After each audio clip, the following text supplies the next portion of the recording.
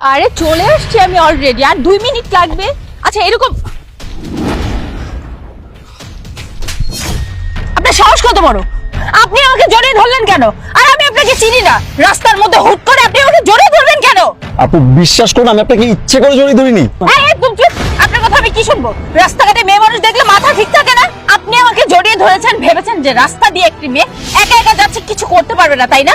দেখেন এক্ষুনি আপনাকে আমি কি করি, রাস্তাঘাটে পাবলিক ডাকবো আর এমন অবস্থা করবো না বাড়ি পর্যন্ত আপনি হেঁটে যেতে পারবেন না। আপু আমার কথাটা আপনি আগে একটু শুনুন না।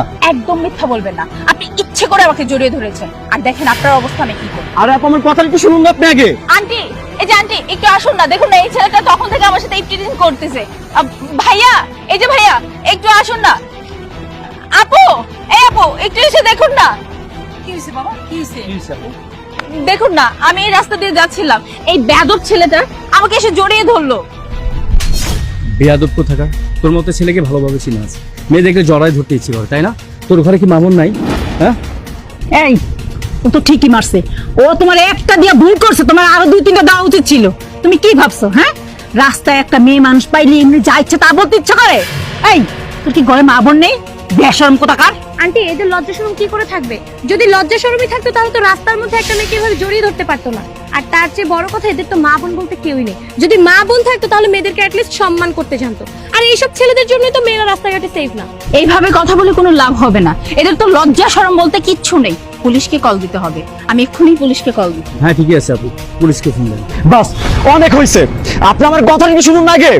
আপনারা যে যার মতো এসে আমার গায়ে হাত তুললেন, যা মন চায় তাই করলেন, এতক্ষণ আমাকে অপমান করলেন, আমাকে কথা বলার সুযোগই তো আপনারা দিচ্ছেন না।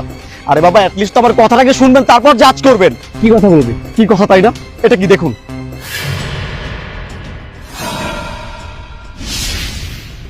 আরে এটা তো কালা জাদু। হ্যাঁ কালো জাদু।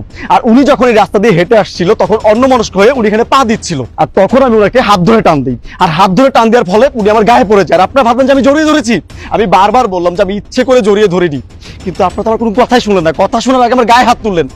আরে ভাই আপনি তো একটা ছেলে মানুষ, আপনি তো পারতেন আমার কথাটা শুনতে, অ্যাটলিস্ট আপনার উচিত ছিল আমার কথাটা শুনতে, যে ভাই কি হয়েছে বলুন, কথাটা শোনার জন্য। আর আপনি তো আমার মায়ের মতো, তাই না? আপনি না জেনে শুনে এসে কতগুলো কথা আমাকে শোনালেন, তাই না? আরে ভাই উনি যদি এটা পা দিত, ধরলাম এটা কালা জাদু না, যদি পাটা দিত না, পাটা তো ভিজে যেত, তাই না? পাটা তো নষ্ট হয়ে যেত। আপনি দেখেন এখানে একটা পেরেক আছে, কিন্তু আপনার না জেনে শুনে আমাকে কতগুলো কথা শোনালেন। অ্যাটলিস্ট তো উচিত ছিল আমার কথাটা শোনার, এরপর আমাকে জাজ করার। হ্যাঁ আপু, উনি তো ঠিকই বলেছে, এটা কালো জাদু। এটাতে পাড়া দিয়ে আমার বোনটাও পাগল হয়ে গেছে, এখন রাস্তায় রাস্তায় ঘুরে।